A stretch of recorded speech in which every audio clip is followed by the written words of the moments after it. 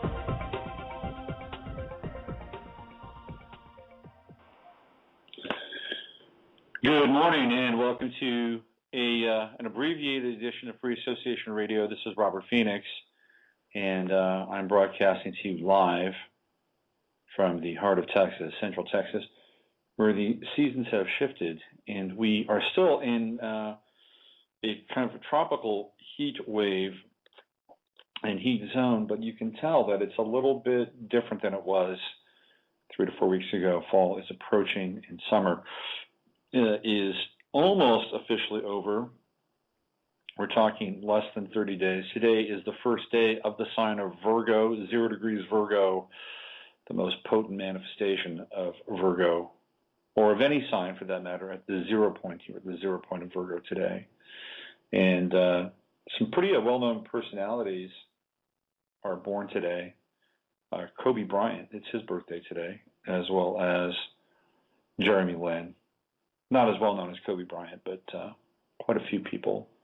But we're not here really to talk about Kobe Bryant. We can talk about Virgo a little bit and what this means right now. So at 0 degrees Virgo, what you theoretically would like to do or want to do, intend to do, is to clean your own house. Clean up your own house, clean up your own thoughts, feelings, relationships, whatever it is. It is housekeeping time. We are now entering the 9th month of the Gregorian calendar, and based on the Gregorian calendar or calendrical cycle, we are in a phase where things are ending, and we go to a new beginning phase in October. At the beginning of October, it's October being the 10th month, kind of the start of a new year, really. So this is kind of the end of the old year, and things come to fruition also here in the month of September. And the fruition, of course, is represented by the cyclical planting and harvesting of crops. So September is crop time. So you get to harvest the fruits of your labors for the past 9 months. So it can actually be a very positive time for a lot of people this month of September. It also happens to be, I think, either the first or second month of birth rates. Most people, or the greatest majority of people, I guess there's going to be one majority, right, versus the greatest.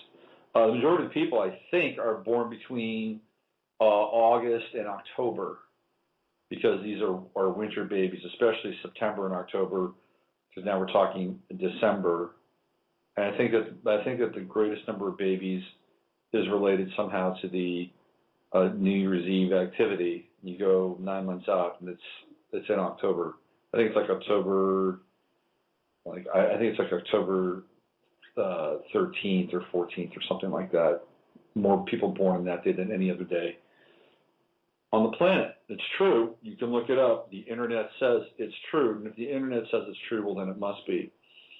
So we're here today to talk mostly about Bradley Manning, a.k.a. Chelsea Manning. If you go to Wikipedia, he is now referred to as a she. I find that to be incredibly strange. Not that he would want to be a she. That, that happens. People feel trapped in their bodies. I think a lot of it has to do with past lives, by the way. Remember a long time ago, very long time ago, and we're talking like 80s, I saw a videotape. It was one of the early videotapes of Ramtha in Hawaii. It's an absolutely fascinating videotape because I think Shirley MacLaine is in the audience, and I think Julia Roberts and Kiefer Sutherland are also. Remember this? Remember when they were going to get married? Long, long time ago, and he bailed out. I'm pretty sure it's Kiefer Sutherland. Anyway, they're in the audience, and they're watching Ramtha do one of Ramtha's talks. And there are a lot of people that are, they're split on Ramtha, especially the latter-day version of Ramtha. But I got to tell you, those early Ramtha videos were very compelling. And one of the things that Ramtha got into was people that had some desire for people of the same sex.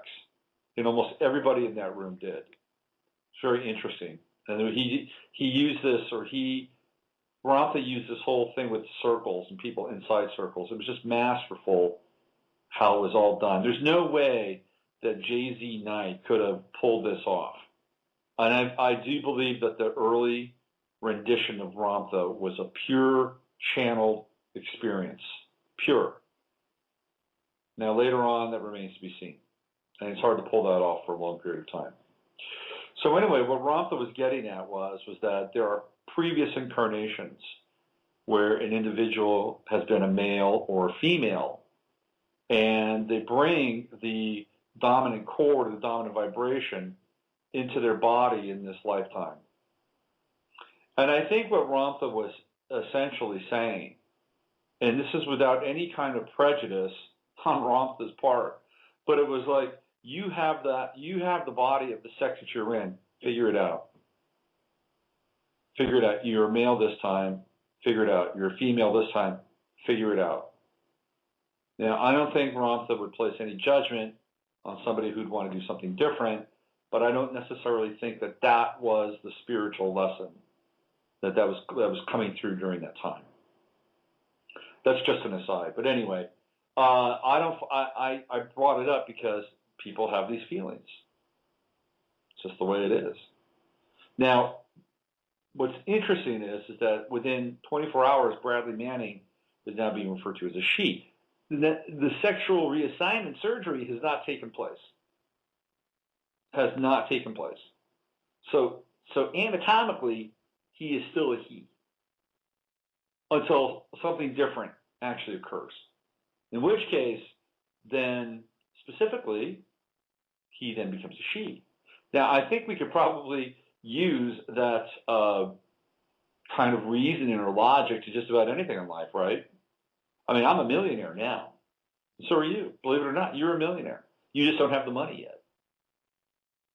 Or you're enlightened, but you don't know it yet. You're gonna be. Whenever that moment comes, when you cross that Maginot line, then you are enlightened. So now you're a millionaire. You're enlightened. You can be anything else you want. Why limit it to just, flipping the switch on your gender preference?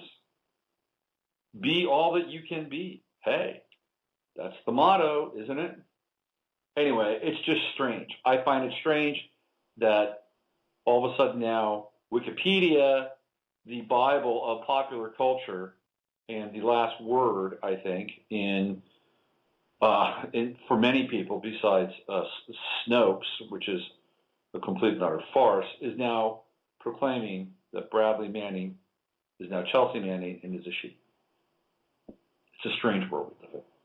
And it's not going to get less strange. Trust me. So let's look at this. Okay, what I wanted to do is I wanted to read to you, first of all, I wanted to read to you the Wikipedia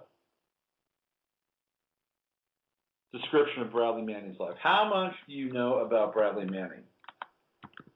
We should have a game show about Bradley Manning. How much do you know about Bradley Manning? I'll take early life for 300.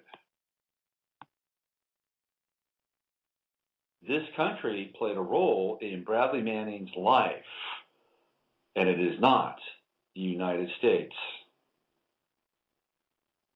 Ding, ding, ding. What is Wales? That's right, Wales. You just got $300. All right, let's get into this a little bit. We only have 60 minutes, and we're going to burn. So I'm going to read Wikipedia, and let's just chunk this off a little bit. Okay, let's chunk it off. It says here, Chelsea E. Manning. Already, it's changed. The matrix has flipped. Born Bradley Manning is a United States Army soldier who was convicted in July 2013 of several violations of the Espionage Act and other offenses after releasing the largest set of restricted documents ever leaked to the public. She was sentenced to 35 years in prison and dishonorably discharged. She will be eligible for parole after serving 1/3 of her sentence. Okay, so 1/3 of 35. So we have half of 35 is 17. Actually, it'd be a third. Hold on a second. Let me just do this. So basically, it's about 11 years, right? About 11 and a half years. So 11 and a half years from now, at age 25, he'd be out when he's 20. He'd be out when he's 36. I don't think he's going to even serve 11 years, or she will serve 11 years, and I'll tell you why at the end of all of this. I think Bradley Manning will be out in less than 3 years, and I have my reasons. Okay, so for all of you who are up in arms about what's going to happen to him, her, the sentence, all that stuff, rest easy. It's not going to be as bad as you think.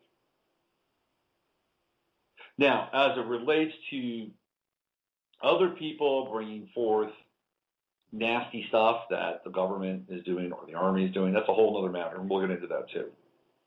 So let's read this, okay? Assigned in 2009, an Army unit based near Baghdad, Manning had access there to databases used by the United States government to transmit classified information. So they put him in a position, and when we get into his background, you're going to scratch your head and ask yourself why they did this, okay? Very important.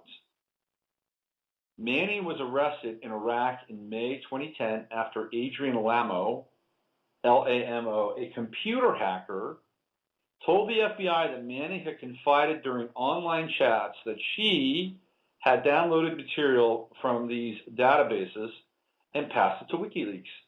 The material included videos of the July 12, 2007 Baghdad airstrike and the 2009 Grenai airstrike in Afghanistan, 250,000 United States diplomatic cables, and 500,000 Army reports that came to be known as the Iraq War Logs and Afghan War Logs. Much of the material was published by WikiLeaks or its media partners between April and November of 2010. Now I ask you, why was he bragging online that he did this? Why? And if he did, and if he wanted people to know, if he wanted to feel like he got back at the man, why didn't he use a different name? And this is a guy that apparently was very sophisticated in terms of computers. Why did he do that? He could have used an assumed identity. He could have taken great pleasure in everything that he had done, and if he didn't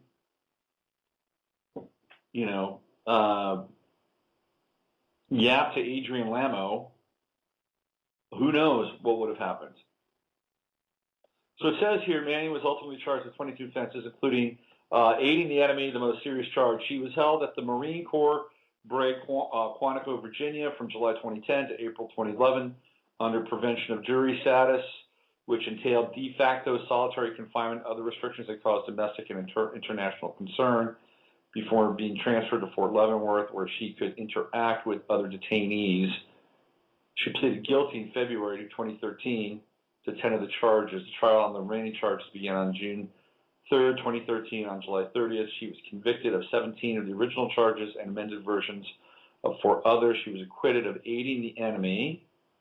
On August 21, she was sentenced to 35 years in prison. Now, aiding the enemy, let's look at that for a second. What does that mean? Well, first of all, if you want my unabridged and honest opinion, the enemy is a complete sham. Right? The enemy, who is the enemy? Really? Who is the enemy? Al-Qaeda? Is it the Taliban? Who is the enemy? If it's any of those two, especially if it's Al-Qaeda, it's really a false acquittal, because Al-Qaeda is a managed group. One day they're the enemy, next day they're our allies, right? Who's the enemy? If anything, he should not have been acquitted of aiding the enemy, because the enemy doesn't even really exist. Sorry, that's the way it goes. Even Alex Jones would agree with me on that. Trust me, I think he would. On August 21st, she was sentenced to 35 years in prison with a credit of 1,293 days. For her time in pretrial detention, including 112 days credit for her treatment at Quantico. She will serve her time at Fort Leavenworth in Kansas in the United States Disciplinary Barracks. Okay, so Manning has gender identity disorder. Thank you, DSM, for bringing us yet another disorder, which didn't really exist until you thought it up, or they thought it up. So let's see. Let's get into the early life. This is where it gets important here. Okay, so Manning was born in Crescent, Oklahoma, which is an interesting name unto itself, i.e. the Crescent Star. I'm sorry, the Crescent, well, it's not the Crescent Star, it's the Crescent Moon, which is a symbol for Islam. I'm not saying there's any connection, but it's an interesting coincidence. To Susan Fox, originally from Wales, and her American husband, Brian Manning. Brian had joined the United States Navy in 1974 when he was 19 and served for 5 years as an intelligence analyst. Ding, ding, ding, ding, ding, ding, ding. His dad was naval intelligence. Want to know some other people who were naval intelligence? How about Robert Heinlein? How about one L. Ron Hubbard? There is a big, fat list of people in naval intelligence. They run the entire intelligence program for every single branch of the government, of the military. So his dad was naval intelligence. Already, he's being born within a frame set that is launching him towards the trajectory of the life that he's living in, this discussion that we're now having, or at least I'm having with you out there in Etherland. He met Susan when he was stationed in Wales at Clotter Barracks. Manning's sister, 11 years her senior, was born in 1976. The couple returned to the United States in 1979, moving first to California, then to a 2-story house outside Crescent with an above-ground swimming pool and 5 acres of land where they kept pigs and chickens. Sounds like it could be a nice place to grow up. I don't know. I wasn't there. Her sister told the court-martial in 2013 that both their parents had been alcoholics and that she had been Manning's principal caregiver, waking at night to make her a bottle and get her back to sleep. She also said Manning's mother had drunk continuously while pregnant with Manning. Captain David Moulton, a Navy psychiatrist, told the court that Manning's facial features showed signs of fetal alcohol syndrome. Manning's father took a job as an IT manager for a rental car agency, which meant he had to travel. Manning's mother suffered from poor health, was living several miles out of town. All right, I can tell you right now, anybody that's an IT manager for a rental car agency has to travel, that is a perfect cover for spookdom. Perfect. You get to travel, you can do all kinds of things, you're involved in computers, little job on the side. So it appears, and I'm not saying that this is the case, but there are signs here that Bradley Manning was raised and perhaps maybe even abused in an intelligence family background, that's where he's coming from. Okay? Let's frame this. Her father would stock up on food before his trips and leave pre-signed checks for the children to pay the bills. A neighbor told the New York Times that whenever the school went on field trips, she would give her son extra food or money so he could make sure Manning had something to eat. Isn't that nice? Raised as a boy, Manning was regarded as small for her age. As an adult, she reached just 5'2" and weighed 105 pounds and excelled at the saxophone, science, and computers. That last part is very important. Her father told PBS that she created her first website when she was 10 years old. She taught herself how to use PowerPoint, won the grand prize 3 years in a row at the local science fair, and in 6th grade took top prize at a statewide quiz bowl. So obviously Bradley Manning, Chelsea Manning, very intelligent. This is how life works. We'll take about 7 inches away from your height, but we'll give you a towering intellect and a great mind. Parents divorced, moved to Wales. Those who knew Manning told Denver Nicks, author of Private Bradley Manning, WikiLeaks and the biggest exposure of official secrets in American history, that Manning always had a mind of her own. She was openly opposed to religion and was an atheist. So what we have here is we have a rebellious spirit from the jump. For example, and remained silent during the part of the Pledge of Allegiance that refers to God. Now, I'm sure that there are people that listen to my broadcasts who are atheists. God bless you. And more power to you. And if you're here for the information, that's great. If you're not here for the faith, well, that's a whole other story unto itself. Now, I'm not dissing atheists. You have the right to be an atheist. You have a right to be a secular humanist. You have a right to be anything you want to be. It's a free will universe, theoretically. And at the same time, there comes along with belief systems, and atheism is a belief system, even if it's a disbelief system. It has its own kinds of beliefs in its own way. You could probably, they're less formalized, but you can check science. Belief in science is the ultimate arbiter of our experience. Rationality, check. Relative moralism, secular humanism, check. All the way down, check. Now, not every atheist will agree, but I bet if you got a room full of 500 atheists and gave them a test, you would have agreement on probably about 90% of the things that would define what an atheist is. So that in and of itself is a system. When she was 13, she began to question her sexual orientation. Now, did this come out before now? I don't know. I wasn't at the WikiLeaks page or the Wikipedia page prior to this.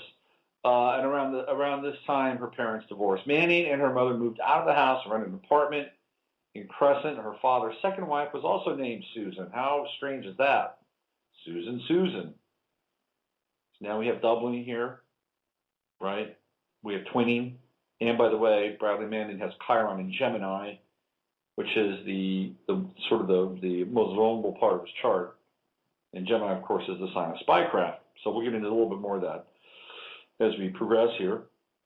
And Manning apparently reacted badly when the second wife's son, by a previous relationship, changed his surname to Manning. When she found out about it, Manning started taking running jumps at the walls and told her mother, "I'm nobody now." You know what this reminds me of?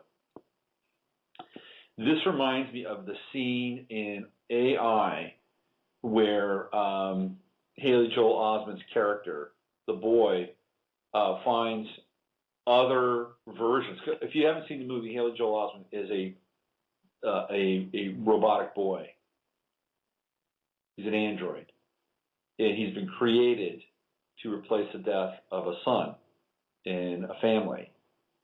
But he never grows old. He remains an android. And so he goes through many, many years and many different connections and people. It was a Kubrick film, and it's supposed to be about pedophilia and more. It's also about artificial intelligence and the singularity and transhumanism and all that stuff. But it was directed by Steven Spielberg. Anyway, there's a scene in that movie where he sees himself, and not just himself, but many other versions of himself at a factory.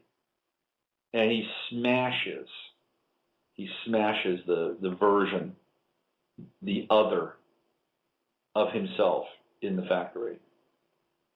It's a very interesting kind of comparison. And by the way, AI, I believe, was playing when this young man, and I'm not saying AI was about him, but when he was young. In November 2001, Manning and her mother left the United States and moved to Harvardford West, Wales, where Manning attended the town's Tasker Millward Secondary School.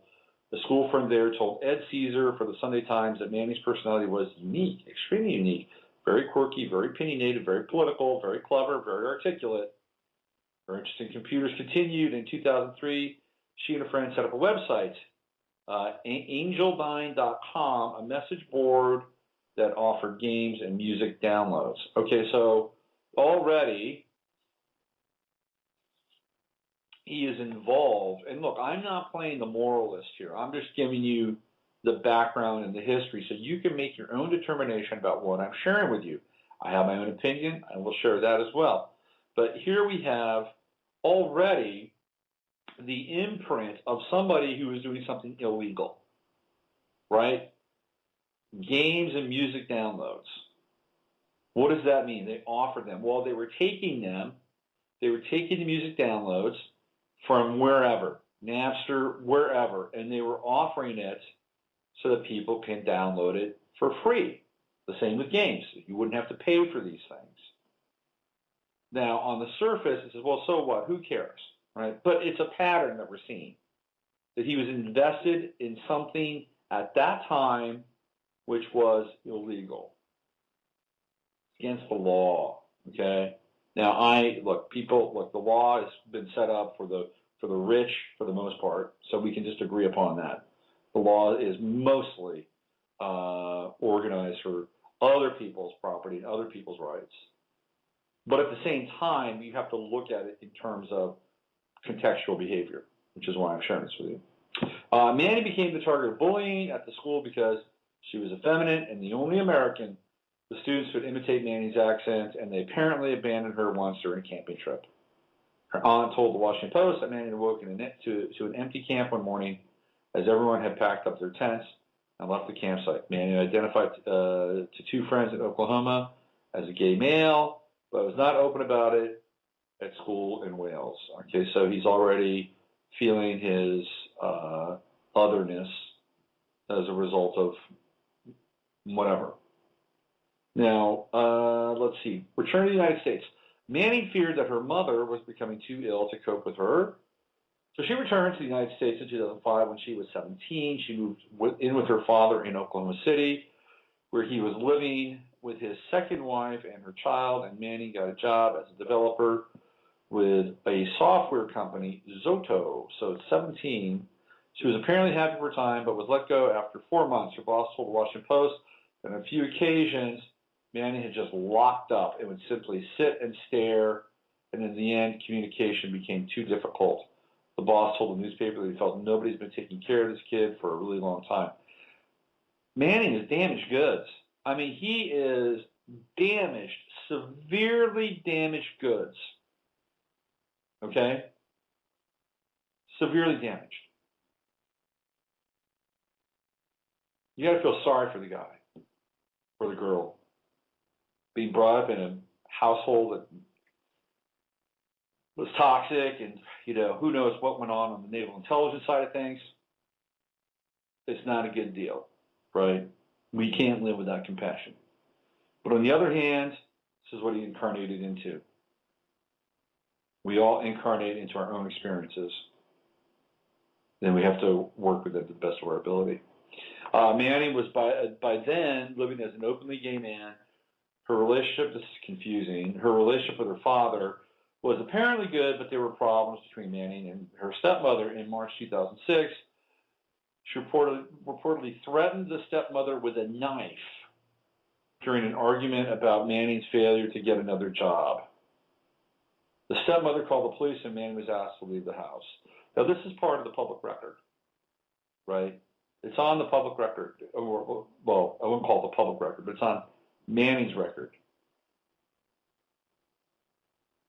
How would you feel if you were a stepmother, and your stepkid threatened you with a knife?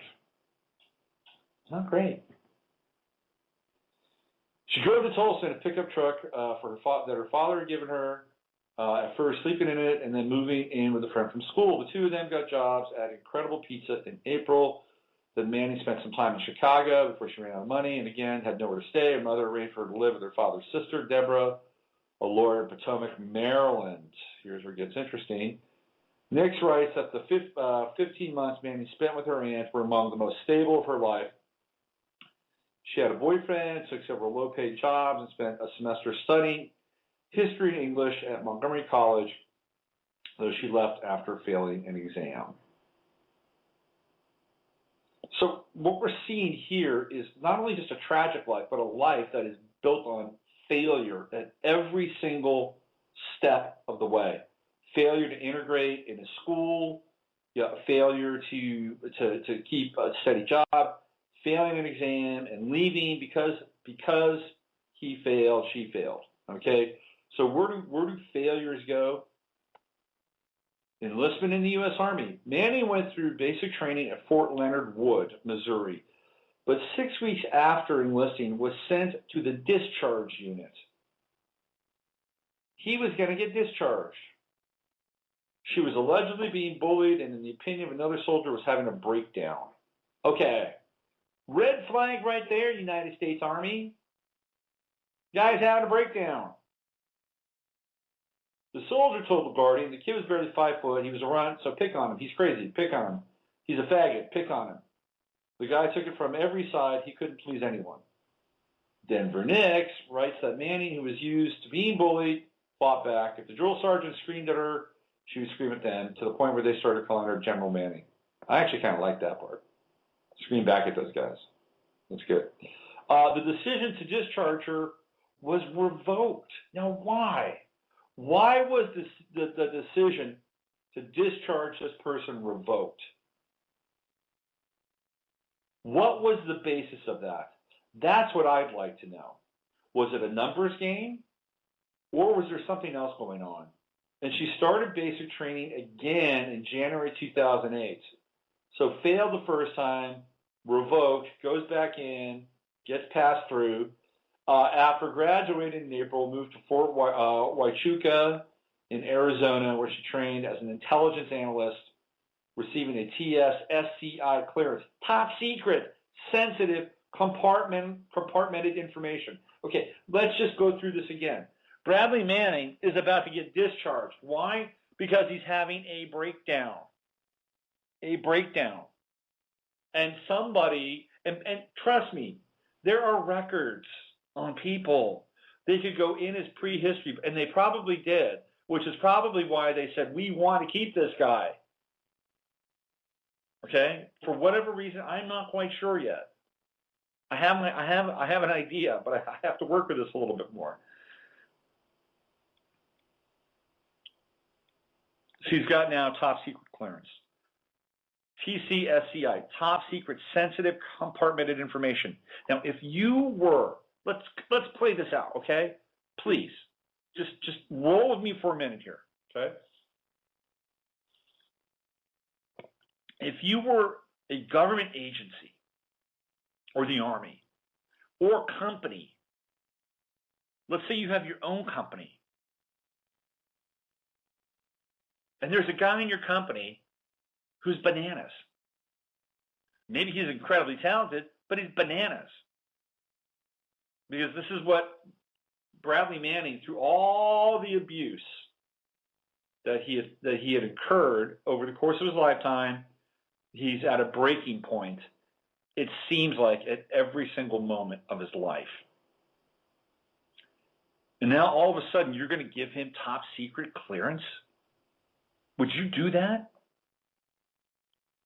Would you do that? It makes no sense at all. None whatsoever. According to Nix, the security clearance combined with the digitization of classified information and the government's policy of sharing it widely gave Manning access to an unprecedented amount of material.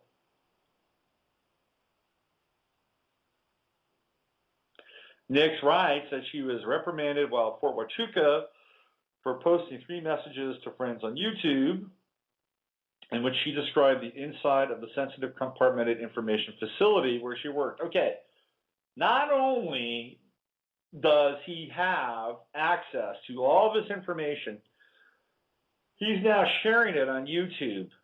Are you kidding me? If I'm the Army, I'm like saying, dude, you are not just reprimanded, you're out. You are a risk. But he continues to be allowed to be a part of this. I think on some level, at the very least, the Army has to have some complicity with Bradley Manning for allowing him and enabling him to continue to go forward and do what he did. Okay? I'm not sure if anybody else is talking about this, but it's clear to me that there was a conscious passing along and green lighting him at every step of the way. Why? Big question mark. In August 2008, Manning was sent to Fort Drum in Jefferson County, New York, where she joined the 2nd Brigade Combat Team, 10th Mountain Division, trained for deployment to Iraq.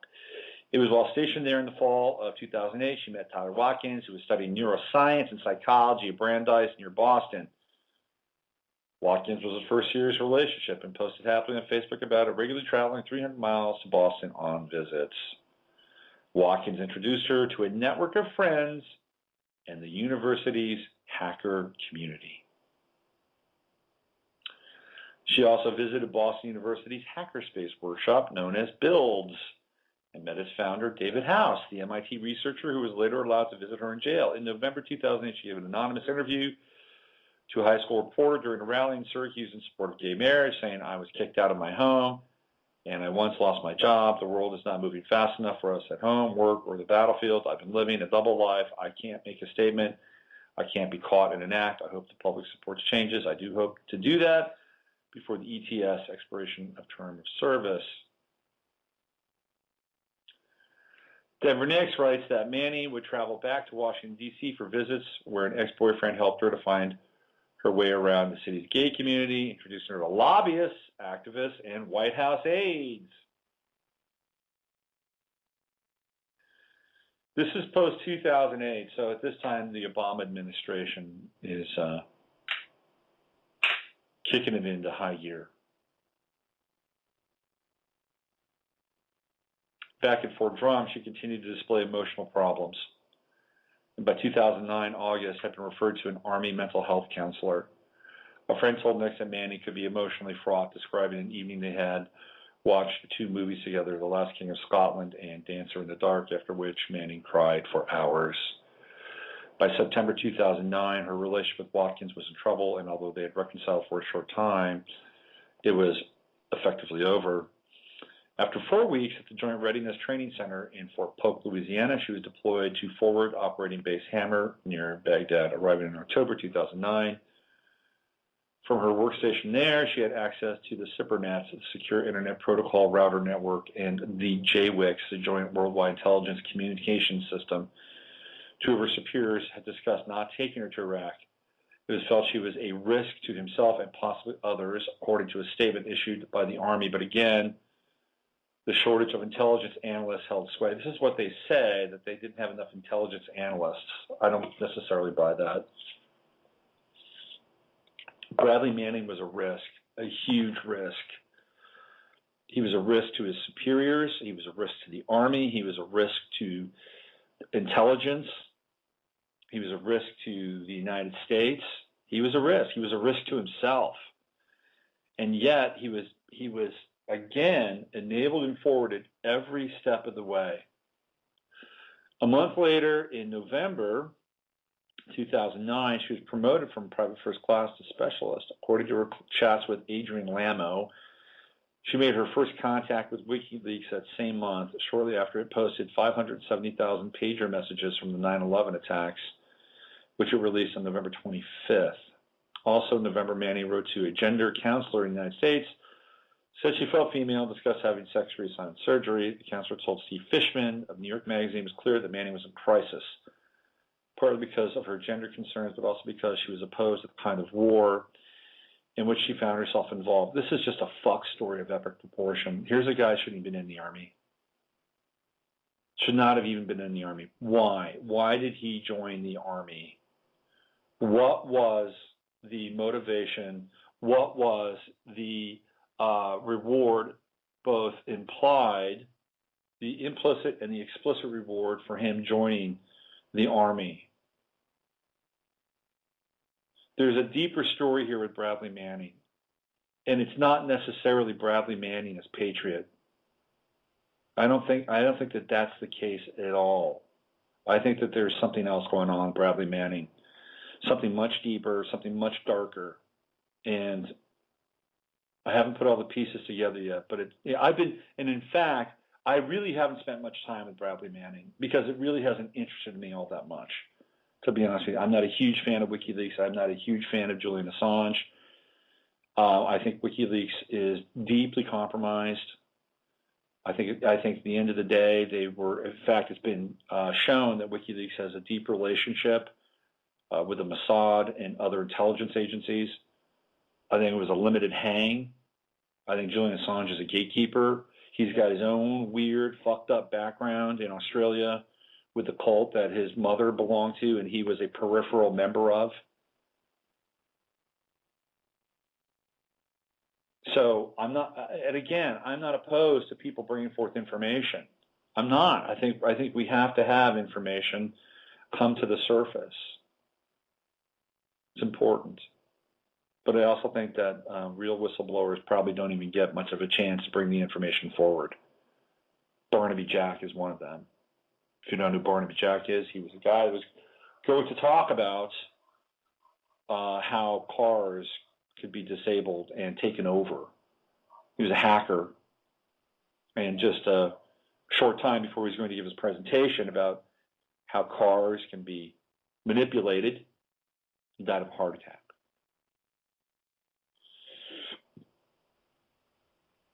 Don't think. Now, some people, okay, maybe I don't have the big picture here. But I think that at an intelligence level where people are trained, paid, and conditioned to watch other people and accrue information, that within Bradley Manning's domain, within his division, within his group, that there would be a very close watch on who he is and was and what his psychological and emotional state is and was.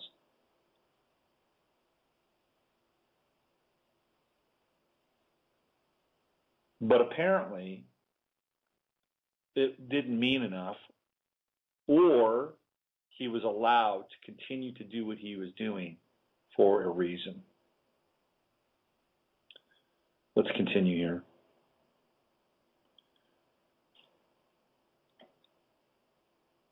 She was, by all accounts, unhappy and isolated because of the Army's don't ask, don't tell policy, known as DAT, which was repeated in September 2011. She was not allowed to be openly gay. She apparently made no secret of it. When she told her roommate she was gay, the roommate responded by suggesting they not speak to each other. Her working conditions, 14 to 15-hour night shifts, and a dimly lit, secure room did not help her emotional well-being. On December 20, 2009, after being Told she would lose her 1 day off a week for persistent lateness. She overturned a table in a conference room, damaging the computer it was sitting on before other soldiers pinned her arms behind her back. Several witnesses to the incident believe her access to sensitive material ought to have been withdrawn at that point. The following month, she began posting on Facebook that she felt alone and hopeless. I mean, this guy is a train wreck. Absolute train wreck. And the Army continue to allow him to have access to some of the most classified documents, theoretically, that they could bring forward. Army investigators told the pretrial hearing that they believe Manning downloaded the Iraq and Afghan war logs around this time in January 2010. WikiLeaks tweeted on 8 January that they had obtained encrypted videos of U.S. bomb strikes on civilians and linked to a story about the May 2009 Granai airstrike in Afghanistan. And he put the files on a digital storage card for her camera and took it home with her on leave in early 2010. During the same month, she traveled to the United States via Germany for a 2-week holiday, arriving on January 24 and attended a party at Boston University's hackerspace. It was during this visit that Manning first lived for a few days as a woman, wearing a wig and dressing in woman's clothes. After her arrest, her former partner, Tyler Watkins, told Kevin Poulsen of Wired that Manning had said during that January visit she had found some sensitive information and was considering leaking it. Manning told Adrienne Lamo she had passed the Baghdad helicopter attack collateral murder video to WikiLeaks on February 2010. WikiLeaks released the video on April 5th, 2010. On April 24, Manning sent an email to her Master Sergeant Paul Adkins with the subject, "My Problem," saying she was suffering from gender dysphoria and attaching a photograph of herself as a woman. Adkins discussed the situation with Manning's therapist, but did not pass the email to a more senior officer. He told Manning's court-martial that he was concerned the photograph would have been disseminated among other staff. Captain Stephen Lynn, Manning's commander, said he first saw the email after Manning's arrest when information about hormone replacement therapy was found in Manning's room in Baghdad. At that point, Lynn learned that Manning had been calling herself Brianna. He's a schizophrenic. He is a schizophrenic. This is a schizophrenic personality. He's a multiple personality. I think my sense is that this is a classic MK Ultra case. Oh, man, this is a mess, total mess. Manning told Lamo that her commander had found out about the gender issue before her arrest. After looking at her medical files at the beginning of May, she said she'd set up a Twitter and YouTube accounts in Brianna's name to give that identity a digital presence. Writing in the Lamo chat, "I wouldn't mind going to prison for the rest of my life or being executed so much. There wasn't a possibility of having pictures of me plastered all over the world press as a boy. The CPU is not made for this motherboard."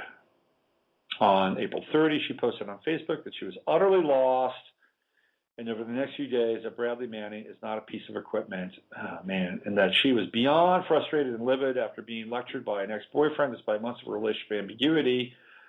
On May 7th, she seemed to spiral out of control. According to Army witnesses, she was found curled in a fetal position in a storage cupboard. She had a knife at her feet and had cut the words, "I want," into a vinyl chair.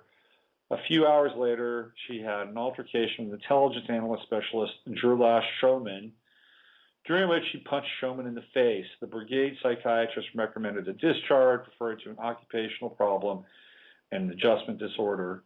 Her master sergeant removed the bolt from her weapon, and she was sent to work in the supply office, although at this point, her security clearance remained in place. Imagine that. She was demoted from specialist to private first class in just 3 days before her arrest on May 27th. Ellen Nakashima writes that on May 9th, Manning contacted Jonathan Adele, Gay American novelist, Minneapolis, via Facebook, leaving a message that she wanted to speak to him in confidence. She said that she had been involved in some very high-profile events, albeit as a nameless individual thus far. On May 19th, according to Army investigators, she emailed Eric Schmeidel, a mathematician she had met in Boston, and told him she had been the source of the Baghdad airstrike. 2 days later, she began a series of chats with Lamo that led to her arrest. So we only have about 10 minutes here because this is a very short and abbreviated show. if we were to chunk this off, and we haven't even gotten to the astrological piece, Manning has Uranus in Sagittarius at 25 degrees, which is where I have my Jupiter, by the way, at 25 degrees. So perhaps I'm activating Manning's natal Uranus. And apparently it's conjunct his midheaven. I haven't quite looked at the chart, but the producer of my show was sharing that with me last night. So he was compelled in some ways to do this. But Uranus is a very unstable planet. Right? So there's a high degree of instability here. And the Sabian symbol for that is a flag bearer waving his flag in battle. Right? So it's about being alone. The image of that Sabian symbol can be seen in the movie The Patriot with Mel Gibson, who's leading the charge against the British, and all he has is a flag. That's the Sabian symbol. Mel Gibson's character is the image for that Sabian symbol. So in some ways, this was Bradley Manning's destiny. But did his destiny have to be fulfilled in this fashion? That's a whole other story into itself. So ultimately, he was compelled to do this. But there could have been a better way of doing it for him and for others. One of the things that he could have done, theoretically, but he has Mercury in Sagittarius, which is not the best place for Mercury. What he could have done is he could have waited until his term of service was over. He could have taken everything, he could have held it in abeyance, right? And then once he was done and cleared, he could have released everything. At that point, he probably could have been tried in a civil court, right? Or, do you understand what I'm saying? Not a military court, but a judicial or branch of the judicial system as a civilian. At that point in time, if he was really interested in bringing the truth to the surface, and I'm not necessarily sure he was. I think what he was incredibly angry. I think he was angry that life had shit on him, and I think he was angry that he was, in some ways, ineffectual and powerless. That's my sense about Bradley Manning. And so at some point, he was going to strike out and strike back against the man, the system, God, America, his father, whoever it was, right? There was a point of contact, of intense contact, that he wanted to push. He'd been pushed on so much that he just wanted to push back equally as hard. Now, this is not necessarily the act of a truth teller, although, again, with all the Sagittarius in his chart, it gets mixed. There's this mixture, right? There's this philosophical, political miscegenation that takes place. There is a convergence and confluence of motivation, but without clarity. So I don't necessarily think that this was necessarily motivated by the desire to make the world a better place, to make the United States more accountable to its people. I don't really feel that way at all. I feel like that this was a blow. This was an angry blow against the man, the system, the government, and everybody who crapped on him his entire life. And what's really fascinating is how the Army completely enabled him every step of the way. Giving somebody, they take psychological tests. They know who you are. They know about your past, especially somebody that's got a background in computers and a father who was in naval intelligence. Are you kidding me? They knew who this guy was. And they just kept green lighting him every step of the way. Somebody at a high level having an investment in Bradley Manning being in the position that he was. Now, I guarantee you that he'll be out in less than 3 years. Why? Because his issue has gone, it's now morphed from being an issue, a political issue about what Americans do or what the United States Army does abroad when we're not looking, to a personally political issue about him being a transgender personality and all the other stuff that's going to go along with this.